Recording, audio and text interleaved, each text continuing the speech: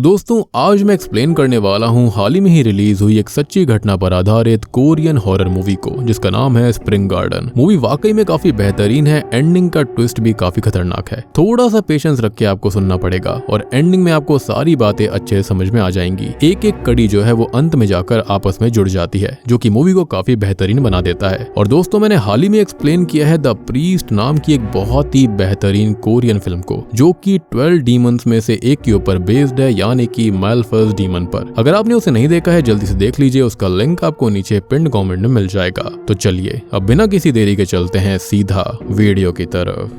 तो कहानी की शुरुआत होती है जहां पर हम 4 एडल्ट दोस्तों को एक साथ देखते हैं, जिसके अंदर होते हैं योंगसुक, मूनही, युनजू और जिनरे। वो लोग एक स्प्रिंग गार्डन हाउस के पास रुके हुए थे और यहाँ पर वो एक लड़की को ढूंढने आए थे। उन्हें विश्वास था कि वो लड़की उसी स्प्रिंग गार्डन हाउस में थी, इसलिए वो लोग उस घर के अंदर जाते हैं। लेकिन उनमें से योंगसुक बाहर ही रहने का फैसला करता है, ताकि अगर वो लड़की भागने की कोशिश करे तो वो उसको पकड़ सके। खैर बचे हुए 3 लोग अंदर जाते हैं और इधर उधर होकर उस लड़की को ढूंढने लगते हैं। अब बाहर योंगसुक अपनी सेल्फीज खींच रहा था और वो फोटो चेक करने लगता है और उसे फोटो के अंदर पेड़ के पार एक लड़की दिखाई देती है, लेकिन पीछे मुड़ने पर वहाँ कोई नहीं था। साथ ही साथ अब वो लड़की फोटो में से भी गायब हो गई थी। खैर दूसरी ओर हम युनजू को देख पाते हैं, जिसे एक बच्चे का रूम मिलता है। अब वो वहाँ पर एक्सप्लोर करने लगती है। मीनवाइल हम जिनरे को देखते हैं, जिसे कुछ फोटोग्राफ्स मिली थी, जो कि असल में एक आदमी की होती है और ये फोटोज काफी एरोटिक टाइप की थी। इधर युनजू को तभी कुछ आवाज आती है और वो कैबिनेट खोलकर देखती है, लेकिन वहाँ पर कुछ नहीं था। जिसके बाद वो विंडो से योंगसुक को देखती है, जो कि बच्चों की तरह बाहर झूला झूल रहा होता है। और उसके अलावा वहाँ पर युनजू को एक शैडो भी दिखाई देती है और इसी बीच कोई इनविजिबल शक्ति युनजू के बालों को फ्लिप करती है, जिससे कि वो काफी डर गई थी कि तभी वहाँ पर मून ही आकर उसे डरा देती है। अब इससे युनजू को ये लगता है कि ये सब मून ही ने किया था, जिसके चलते वो उसको डांटने लगती है। खैर इसके बाद दोनों ही जिनरे के पास जाती हैं, जहाँ पर जिनरे अंधेरे में एक्सप्लोर कर रहा था और सभी लोगों ने फ्लैश लाइट ऑन की हुई थी। लेकिन वो लोग नोटिस करते हैं कि वहाँ पर एक छोटी फ्लैश लाइट भी जल रही होती है, मतलब कि उन तीनों के अलावा वहाँ पर कोई चौथा भी था। अब योंगसुक तो ऑलरेडी बाहर होता है, तो वो यहाँ तो हो नहीं सकता, लेकिन जिनरे को लग रहा था कि वो उनको डराने की कोशिश कर रहा है। अब तभी जिनरे उस फ्लैशलाइट के पास जाने लगता है कि तभी एक फेसलेस फिगर उनके सामने अपीयर होकर उन्हें डरा देता है और इसी के चलते ये सीन यहीं पर कट हो जाता है। अब सीन बदलता है जहाँ पर हम सोही नाम की एक लेडी को देख पाते हैं, जो कि सोई हुई थी। अब वो अपने हस्बैंड चांगसू को ढूंढने लगती है, लेकिन उसका हस्बैंड उसके सामने ही लटका हुआ था, उसने खुद को खत्म कर लिया था। जिसके बाद ये सीन उसके पति के फ्यूनरल पर आता है, जहाँ पर सोही डिटेक्टिव नाम के पास जाती है और सोही का ये कहना था कि चांग जो है वो खुद से खुद को खत्म नहीं कर सकता, और अगर वो ऐसा करता तो वो एक नोट जरूर छोड़कर जाता। लेकिन इन्वेस्टिगेशन के तहत उन्हें कुछ नहीं मिला। सबसे बड़ी बात कि उनकी लाइफ में एक स्पेशल चीज भी होने वाली थी, जिसके चलते वो ऐसा कर ही नहीं सकता, और यही बात नाम को भी समझ में नहीं आती।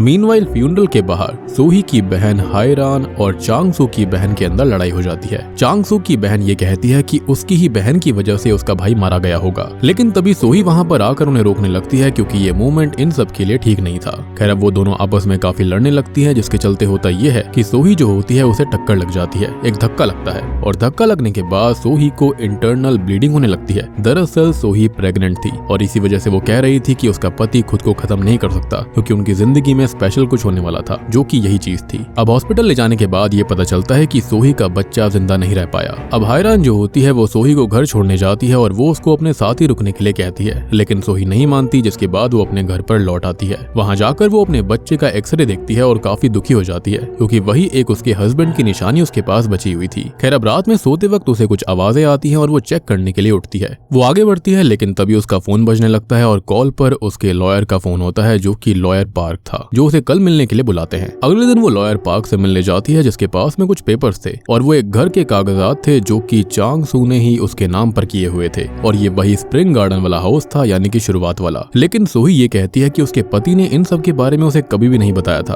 तो उसका लॉयर ये बताता है कि वो उसे घर का काम पूरा खत्म होने के बाद ये सारी चीजें बताने वाला था। बेसिकली ये एक सरप्राइज था उसके लिए। खैर यहाँ पार्क उसे एक फोटो दिखाता है, जो कि उसी घर का था, लेकिन उस घर की विंडो पर चांगसू जैसा कोई इंसान दिखाई दे रहा था, और ये फोटो एक एम्प्लॉय ने 2 दिन पहले ही ली थी, लेकिन तब तक तो चांगसू जिंदा ही नहीं था। मीनवाइल हम एक आदमी को उस घर के बाहर देखते हैं, जो कि किसी को बुला रहा था, लेकिन इसके बाद वो वहाँ से जाने लगता है। अब जाते हुए वो सोही और हायरान को देखता है, जो कि उसी स्प्रिंग गार्डन हाउस की तरफ जा रहे थे। खैर ये दोनों ही वहाँ पर पहुंच जाते हैं और तब सोही को पहले की बातें याद याद आती है जब उसने उसके हस्बैंड से ऐसे ही एक घर की डिमांड करी थी। उसने कहा था कि उसे एक घर चाहिए जो कि एक रिमोट लोकेशन पर हो, यानी कि सुनसान जगह पर, जहाँ पर एक गार्डन हो और गार्डन का नाम स्प्रिंग गार्डन ही होना चाहिए। साथ ही साथ वहाँ पर झूला होना चाहिए ताकि वो और उसका होने वाला बच्चा खुशी से रह सके। खैर इसके बाद अब वो घर के अंदर जाती है। मतलब सोच कर देखो, जिसके लिए ये सब किया था या फिर जो यहाँ पर सोही के लिए सब कर रहा था वो भी नहीं रहा, ना ही उनका बच्चा रहा, झूला भी सुनसान रह जाएगा और घर भी।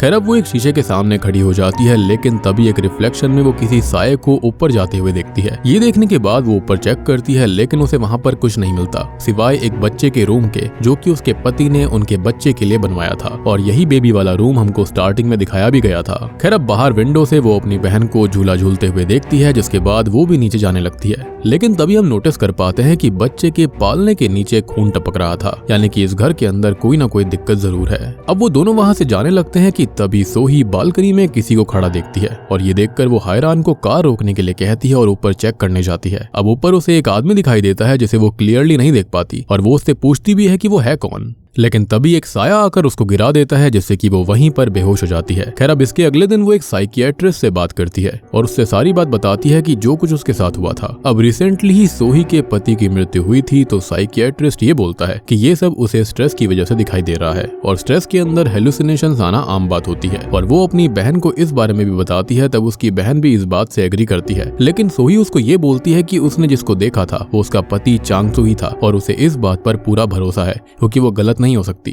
अब सीन चेंज होता है और हम एक वियर्ड सी चीज को नोटिस करते हैं। एक लड़की होती है जिसको चेन से बांधा गया था, उसके पास खाना भी रखा गया था और वो खाना खाने लगती है, लेकिन जैसे ही वो खाना खाती है उसे वैसे ही उल्टी हो जाती है। अब दूसरी तरफ तभी सोही को दिखाया जाता है जो कि अपना सामान अब स्प्रिंग गार्डन वाले घर में शिफ्ट कर रही थी। अब हायरान उसको कहती है कि उसका ऐसे अकेले में रुकना ठीक नहीं है, इसलिए वो उसके साथ रहने के लिए आ सकती है क्योंकि उसके बच्चे और उसका पति उसे पसंद करते हैं। लेकिन सोही बोलती है कि ये घर उसके हस्बैंड ने उसके लिए ही बनवाया था, तो उसके लिए यही सही रहेगा कि वो यहाँ पर रहे, और वैसे भी अब वो बच्ची नहीं है। जिसके बाद एक रात सोही अपनी बहन और उसके परिवार को खाने पर बुलाती है, जिसके बाद वो डिनर की तैयारियां भी करने लगती है। अब वो एक एक करके अंडों को फोड़ रही थी कि इसी बीच उसमें से एक अंडे के अंदर से मरा हुआ खून से सना हुआ चूजा निकलता है, जिसको देखकर उसे उल्टी हो जाती है। अब थोड़ी देर के बाद में उसकी बहन और उसका पति अपने 2 बच्चों के साथ वहाँ पर आ जाते हैं। उन दोनों बच्चों के नाम जी वॉन और डोंग ह्योन होता है। खैर वो लोग खाना खाने बैठते हैं, लेकिन खाना पूरा का पूरा बेकार था, इसलिए वो बाहर से ऑर्डर कर खाते हैं। अब खाना खाने के बाद दोनों बच्चे बाहर झूले पर झूलने लगते हैं कि तभी जी वॉन को झाड़ियों में कुछ दिखता है। वो झाड़ियों के पास जाकर उस चीज से बात करने की कोशिश करती है और अपना हाथ झाड़ियों में डालती है। ऐसा लग रहा था कि जैसे उसे कोई बुला रहा हो, लेकिन तभी वो चीज उसे अंदर खींचने लगती है और इस वजह से वो जोरों से चिल्लाती है,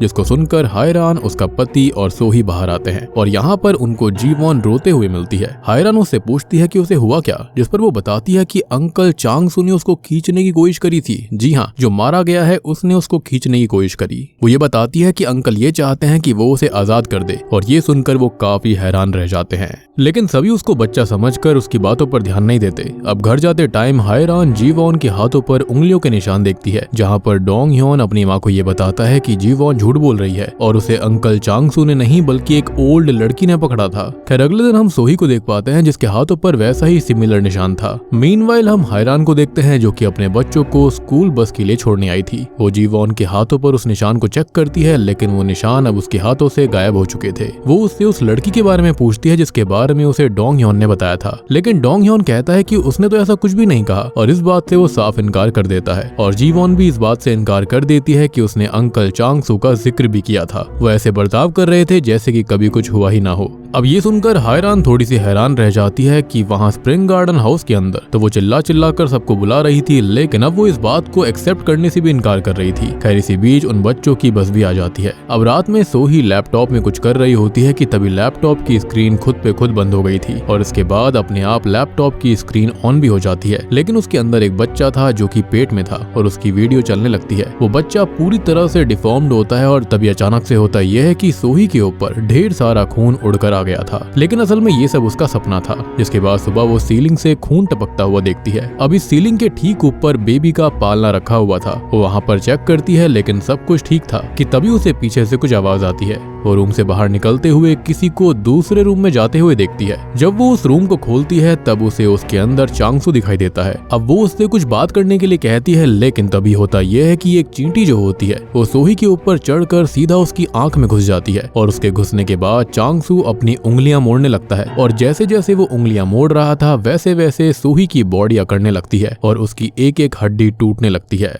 अब देखते ही देखते सोही के अंदर ढेर सारी चींटियां चल रही थी जो कि उसके शरीर के अंदर जाने लगती है, लेकिन असल में ये भी उसका सपना था कि तभी उसे बेबी रूम से कुछ आवाज आती है और वो जल्दी से भागकर वहां पर जाती है और बेबी के रूम को चेक करती है, लेकिन उसमें कुछ नहीं था। लेकिन बच्चे के पालने के नीचे से उसे एक प्रेगनेंसी टेस्ट मिलता है जो कि पॉजिटिव था। जिसके बाद वो अपने प्रेगनेंसी टेस्ट को अपने पुराने चीजों के बॉक्स से बाहर निकालती है, मतलब कि ये दूसरा टेस्ट किसी और का था। अब इसी बीच सोही की फोटो फ्रेम पर एक क्रैक भी आ जाता है, जिसे पास जाकर देखने पर उस तस्वीर के पीछे एक फोटो निकलती है जो कि किसी हाई स्कूल लड़की की थी। सबसे बड़ी बात यह होती है कि वो उस ड्रेस को पहचान जाती है, जिसके बाद वो स्कूल में जाकर एक प्रोफेसर से उस लड़की के बारे में पूछताछ करती है, लेकिन प्रोफेसर उसे कुछ नहीं बताते क्योंकि ये उनके रूल्स के खिलाफ था। मीनवाइल हम उसी आदमी को देख पाते हैं जो कि स्प्रिंग गार्डन हाउस में हायरान और सोही के आने से पहले कुछ कर रहा था। वो आदमी उस घर के गार्डन के अंदर एक पोटली को दफन करता है और तभी ये करते हुए उसे हायरान देख लेती है और वो उससे पूछने लगती है कि वो प्राइवेट प्रॉपर्टी पर क्या कर रहा था। इस पर वो आदमी उसे कहता है कि वो इस घर में ना रुके, लेकिन हायरान उसे पुलिस की धमकी देने लगती है कि तभी वो आदमी उसे अपना कार्ड देता है और बस इतना कहता है कि जब वो उसके अंदर प्रवेश करेगी और वो जब लिविंग डेड बन जाएगी तब उसे उससे कांटेक्ट करना होगा। मीनवाइल हम सोही को डिटेक्टिव नाम के साथ देखते हैं। अब सोही उस लड़की का फोटो दिखाती है और बताती है कि ये फोटो उसे उसके घर से मिला है, शायद इसे चांग सुक की मौत के बारे में पता होगा। डिटेक्टिव नाम उसको बताता है कि वो भी इस लड़की की ही तलाश में है। इस लड़के का नाम ह्युंजू है और ये अपने घर से कुछ महीने पहले भाग गई थी। इसी बीच नाम के पास एक कॉल आता है जिसे अटेंड करने के लिए वो बाहर जाता है। अब शॉकिंगली हम एक चीज देख पाते हैं कि शुरुआती सीन जो था वो इसी हादसे से कनेक्टेड है कहीं ना कहीं, क्योंकि ह्युंजू के एविडेंस में उन चारों दोस्तों की भी तस्वीर थी जो कि मूवी की शुरुआत के अंदर स्प्रिंग गार्डन हाउस में एक लड़की को ढूंढ रहे थे और वो लोग किसी और को नहीं बल्कि वो ह्युंजू को ही ढूंढ रहे थे। और यहाँ पर युंजू और ह्युंजू दोनों अलग अलग हैं, तो आप कंफ्यूज मत होना। शुरुआत वाली लड़की युंजू थी और ये लोग ह्युंजू को ढूंढ रहे थे। यहाँ पर HY का फर्क है, HYUNJOO। खैर अब सोही उस पिक्चर का भी एक फोटो क्लिक कर लेती है, जिसके बाद वो वहां से जाने लगती है और उसे लकीली वहां पर यंग सुक और मून ही मिल जाते हैं जो कि शुरुआत वाले ही लोग थे। अब वो उनसे उस लड़की का फोटो दिखाकर उसके बारे में पूछने लगती है, लेकिन मून ही और यंग सुक कुछ भी बताने से डरते हैं और उसे टालकर वो दोनों अपनी बाइक से वहां से निकल जाते हैं, जैसे कि वो किसी चीज से काफी घबराए हुए थे। लेकिन रास्ते में उनका एक्सीडेंट हो जाता है और वो दोनों ऑन द स्पॉट मारे जाते हैं। अब रात को सोही जिनरे को धोखे से बुलाती है। जिनरे उसे देखकर वहां से निकलने की कोशिश करता है, लेकिन वो उसे रोककर चांगसो के बारे में पूछती है, लेकिन चांगसो के बारे में वो कुछ भी नहीं जानता था। जिसके बाद वो उससे ह्युंजू के बारे में पूछती है, जिस पर वो ये बताता है कि उसने उसे लंबे समय से नहीं देखा। जिसके बाद वो वहां से निकलने लगता है, लेकिन तभी बाहर बारिश हो रही होती है और इसलिए सोही उसे अपना येलो अम्ब्रेला देती है। अपने घर की बिल्डिंग के बाहर आकर जिनरे उस अम्ब्रेला को फेंक देता है और इसके बाद वो अपने अपार्टमेंट के दरवाजे पर उसी अम्ब्रेला को देखता है, जिसको वो इग्नोर करके दरवाजा खोलने लगता है, लेकिन दरवाजा नहीं खुलता। लेकिन तभी उसे एक गोस्टली फिगर दिखाई देती है, जिसको देखकर वो बहुत डर गया था। इसके बाद वो सीढ़ियों की तरफ जाता है जहां पर उसको एक गोस्ट लेडी दिखती है जिसकी शक्ल काफी डरावनी थी। उसे देखकर वो अपनी विंडो से नीचे कूद जाता है, लेकिन इसी बीच होता यह है कि ऊपर से वो पीला अम्ब्रेला उसके मुंह के अंदर घुस जाता है और यहाँ पर जिनरे भी मारा गया था। यानी कि स्टार्टिंग वाले दो सारे के सारे मारे जा रहे थे। मीनवाइल हायरान सोही को उस आदमी के बारे में सब कुछ बता देती है, जिसके बाद वो गड्ढा खोदकर उस पोटली को बाहर निकालती है, जिसके अंदर कई सारी चीजें थी इंक्लूडिंग लेडी के बाल। अब ये सब देखकर सोही उस आदमी के कार्ड उसे कॉल करती है और इस आदमी का नाम असल में ग्योम था। सोही कहती है कि वो जानती है ये सब कुछ उसी ने किया है। ये सुनकर इन ग्योम कहता है कि वो अभी भी उसके अंदर है और उसे उसी घर में मरना होगा। ये सुनकर वो जोर से चिल्लाती है, जिसके बाद में उसकी बहन हायरान उसको संभालने लगती है। अब सीन चेंज होता है जहाँ पर डिटेक्टिव नाम जिनरे की लाश तक पहुँच गया था। डिटेक्टिव नाम का साथी उसे ये बताता है कि आखिरी बार ये व्यक्ति सोही के साथ ही देखा गया था और बाकी जो एक्सीडेंट में मारे गए थे वो भी लास्ट टाइम सोही से ही मिले थे। और वो ये भी बताता है कि जब ये तीनों मारे गए थे तब सोही उनसे कुछ ही मील के दायरे में ही थी। ये सुनकर डिटेक्टिव नाम को सोही के ऊपर ही शक होने लगता है, जिसके बाद वो उसका पीछा करने लगता है हर जगह पर जहाँ पर वो जाती है, किससे मिलती है, सब कुछ। खैर अब सीन चेंज होता है जहाँ पर किसी तरह से उसे युंजू का ठिकाना मिल गया था, यानी कि शुरुआत वाली लड़की का। वो उसके अपार्टमेंट में घुसती है जहाँ पर वो एक दरवाजे के पीछे थी। सोही अब उससे युंजू के बारे में पूछती है और तब जाकर वो यहाँ पर काफी सारी बातें रिवील करती है। तो ये चारों लोगों को युंजू मिली थी जो कि काफी अकेली थी और उसका एक हाथ हाथ भी टूटा हुआ था। जिसके बाद में वो चारों उसे एक ग्रुप में शामिल करते हैं और उसके बाद वो उसे काफी ज्यादा दारू पिलाते हैं, जिसके बाद वो उसे एक प्रोस्टिट्यूट की तरह इस्तेमाल करने लगते हैं। लेकिन वो वहाँ से भागने की कोशिश करती है, लेकिन जिनरे उसे भागने नहीं देता और वो सब मिलकर उसे पीटने लगते हैं। जिसके बाद वो किसी तरह वहाँ से भागकर उसी स्प्रिंग गार्डन हाउस में छुप गई थी, मगर उन लोगों को वो वहाँ पर कभी मिली ही नहीं। अब युंजू ये कहती है कि जो युंजू है वो अभी भी उस घर के बेसमेंट में है। ये सुनकर सोही काफी गुस्सा होती है और तभी हम शॉकिंगली देखते हैं कि जिस लड़की को चेन से बांधा गया था वो लड़की कोई और नहीं बल्कि वो युंजू ही थी, जो कि चेन से बंधी हुई थी और उसको वॉमिट भी हुई थी। अब सोही जो होती है वो इन ग्योम के कार्ड को वहाँ पर भी देखती है, साथ ही साथ युंजू का एक फोटो भी था जो कि इन ग्योम के साथ था। अब बाहर हम डिटेक्टिव को देख पाते हैं जो कि सोही के पीछे पीछे वहाँ पर आया था। अब तभी उसके पास एक कॉल आता है जहाँ पर उसको पता चलता है कि उस अम्ब्रेला पर सोही के फिंगरप्रिंट्स भी हैं। अब अंदर हम देखते हैं कि सोही युंजू पर एक कांच फोड़ती है और उसे शीशे से मारने ही वाली होती है कि तभी डिटेक्टिव नाम उसको रोक देता है। वो उसे अरेस्ट करके वहाँ से ले जाने लगता है, जिसके बाद हमको एक और चीज पता चलती है और वो ये है कि युंजू इन ग्योम की ही बेटी है और वो उसे बचाने की कोशिश कर रहा था, यानी कि अगर वो आजाद रहती तो अब तक मारी जाती।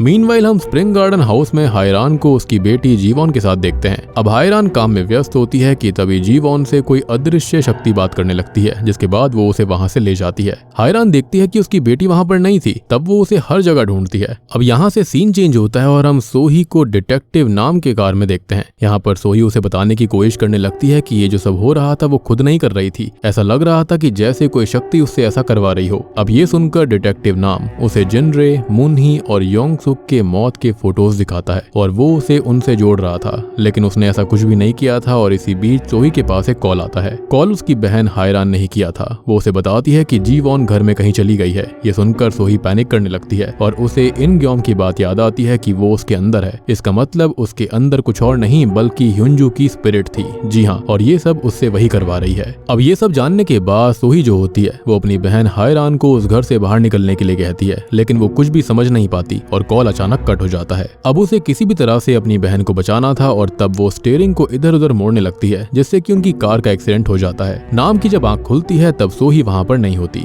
दूसरी तरफ बेसमेंट के अंदर हम जीवॉन को देखते हैं, जिसके पास उसकी माँ आती है और हायरान उससे उस दिन वाले हादसे के बारे में पूछने लगती है कि आखिरकार उस दिन हुआ क्या था। उसने अंकल चांगसू को देखा था या फिर किसी ओल्ड लड़की को, जिस पर वो बताती है कि उसने दोनों को एक साथ देखा था। वो ओल्ड लड़की कह रही थी कि वो दोनों साथ रहेंगे, लेकिन ये सब उसने उसे इसलिए नहीं बताया था क्योंकि ओल्ड लड़की ने उसे बताने से मना किया था और अगर वो हायरान या फिर किसी को कुछ भी बताती तो वो उसके माँ बाप को ही मार डालती। अब ये सुनकर उसकी माँ ये कहती है कि उसने फिर भी बता दिया। दरअसल यहाँ पर एक और ट्विस्ट आता है कि ये कोई और नहीं बल्कि युंजू की स्पिरिट थी जो कि उसकी माँ हायरान के रूप में उसके सामने आई। अब ये जानने के बाद कि जीवॉन ने उसकी बात नहीं मानी, वो काफी गुस्सा हो जाती है और उसके गुस्से का असर पूरे घर में दिखने लगता है। वहाँ पर काफी तेज हवा चलने लगती है, यानी कि इस घर को उसकी स्पिरिट ने पजस करके रखा था। मीनवाइल हम सोही को देखते हैं जो कि अपनी बहन के पास आती है। वहाँ पर हवा बहुत तेज चल रही थी। हायरान बेसमेंट का दरवाजा खोलने की कोशिश कर रही होती है, लेकिन वो खोल नहीं पाती। अब तभी घर का सामान उनकी तरफ उड़कर आने लगता है और एक चीज सीधा उड़ते हुए हायरान के सर से टकराती है और वो वहीं पर बेहोश हो जाती है। और इसी बीच बत्तियां भी गुल हो गई थी और बेसमेंट का दरवाजा भी खुल जाता है, जिसके बाद वो नीचे जाती है जहां पर उसे जीवॉन मिलती है, लेकिन जीवॉन पजेस्ड हो गई थी,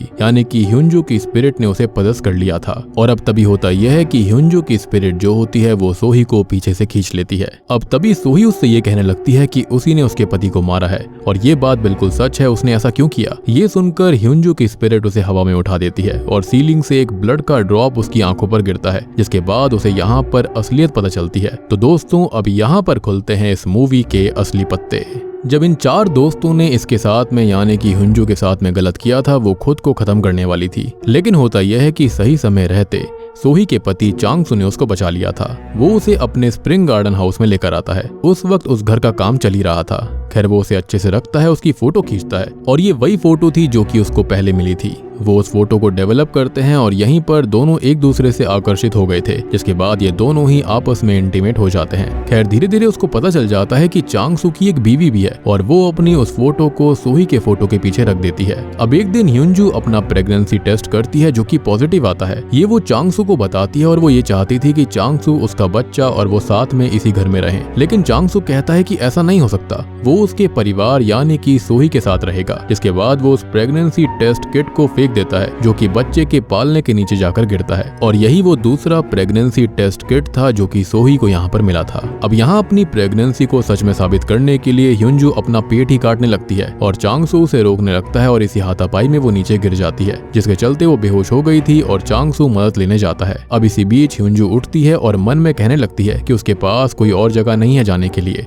और वो यहीं इसी घर में हमेशा रहेगी। खैर प्रेजेंट टाइम में इनग्योम को दिखाया जाता है जो कि खून से एक घेरा बनाता है और जमीन में कुछ गार्ड भी देता है, जिस कारण से ह्युंजू का पोजीशन टूट गया था और साथ ही साथ सोही भी होश में आ जाती है। जिसके बाद इनग्योम अंदर आता है, लेकिन वो आत्मा इतनी ज्यादा खतरनाक थी, इतनी गुस्सैल थी कि वो इनग्योम को भी मार देती है। अब मौका देखकर सोही जीवॉन को लेकर ऊपर चली जाती है जहाँ पर हायरान की आंख खुलती है, लेकिन वो हायरान के शरीर में ह्युंजू थी। ये पता लगते ही सोही बाहर भागती है और ह्युंजू भी उसके पीछे होती है, लेकिन वो आगे नहीं बढ़ पाती क्योंकि जो बॉर्डर इनग्योम ने बनाया था वो काफी शक्तिशाली था और इसलिए वो उस बॉर्डर को क्रॉस नहीं करती। अब यहाँ पर वो सब कुछ हार चुकी थी। अब ह्युंजू यहाँ पर ये कहती है कि वो सोही के साथ रहना चाहती है, वो सब मिलकर एक साथ यहीं पर रहेंगे। उसे हमेशा से बस एक परिवार की जरूरत थी और कुछ नहीं। उसे बस प्यार चाहिए था, लेकिन उसके साथ हमेशा गलत हुआ और ये जो दर्द होता है वो सोही भी फील कर पा रही थी। अब तभी ह्युंजू उसको बताती है कि वो प्रेग्नेंट है और उसे विश्वास दिलाने के लिए वो अपना पेट काटने लगती है। अब क्योंकि हम जानते हैं कि ह्युंजू जो थी वो हायरान के शरीर के अंदर थी, तो सोही उसको रोकती है। सोही उसको कहती है कि उसे उसके ऊपर भरोसा है और उसे अगले ही पल वो गले लगा लेती है।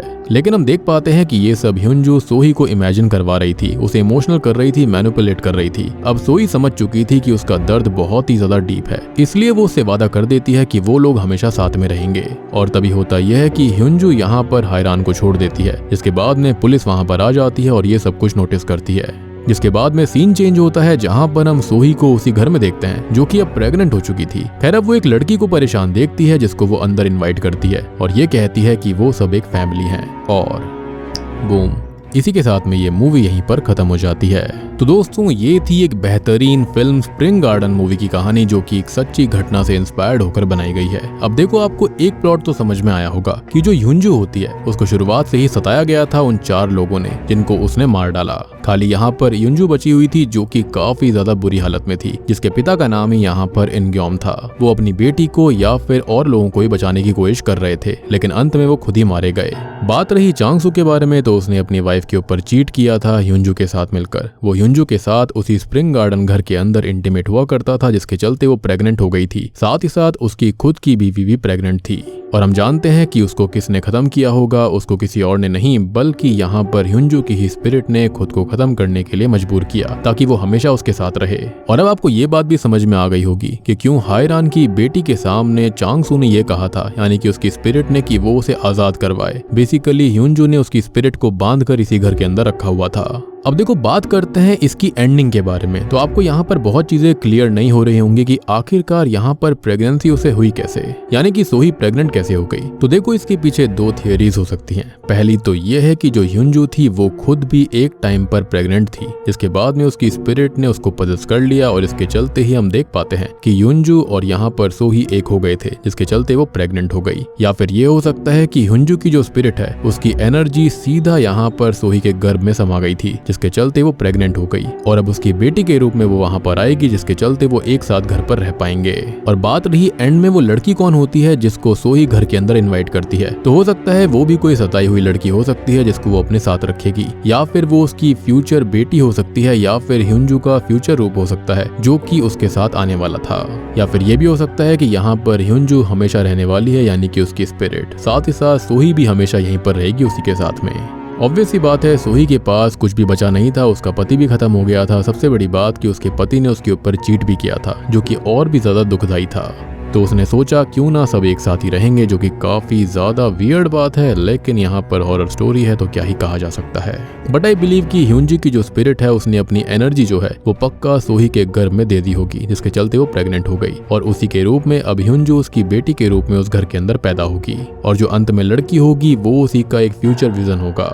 अब बात रही कि इस मूवी के अंदर रियल स्टोरी है क्या, तो हमको अंत में पोस्ट क्रेडिट सीन में ये बताया जाता है कि स्प्रिंग गार्डन सच में एक घर हुआ करता था जिसको अब एक रेस्टोरेंट बना दिया गया, लेकिन वहाँ पर हो रही मिस्टीरियस मौतों की वजह से उसे हमेशा के लिए ही बंद कर दिया गया था। तो उम्मीद करता हूँ कि अब आपको ये फिल्म अच्छे से समझ में आ गई होगी, और अब आपको ये बात भी समझ में आ गई होगी कि सोही जब लैपटॉप के अंदर एक वीडियो देख रही होती है तो वहाँ पर एक बच्चे की वीडियो दिखाई देती है, जैसे किसी माँ के पेट में बच्चा होता है वो वाली वीडियो दिखाई गई थी। साथ ही साथ वहाँ पर खून भी उसके ऊपर उड़कर आया था। पालने के नीचे खून क्यों बह रहा था, तो ये सब ह्युंजू के प्रेगनेंसी की वजह से हुआ था कि वो यहाँ पर प्रेग्नेंट हुई थी, और यही चीज वो उसको समझाने की कोशिश कर रही थी कि उसके पति ने उसके ऊपर चीट किया था। तो उम्मीद करता हूँ कि अब आपको ये वीडियो और मूवी अच्छे से समझ में आ गई होगी। समझ में आ गई है तो वीडियो को लाइक कर दीजिए, और अगर आपका अभी भी कोई डाउट है तो आप कमेंट सेक्शन में मुझसे पूछ सकते हैं। मैं आपको जल्दी से जल्दी रिप्लाई करने की कोशिश करूंगा। तो मैं आप सबको मिलता हूँ अगली वीडियो के साथ में, तब तक के लिए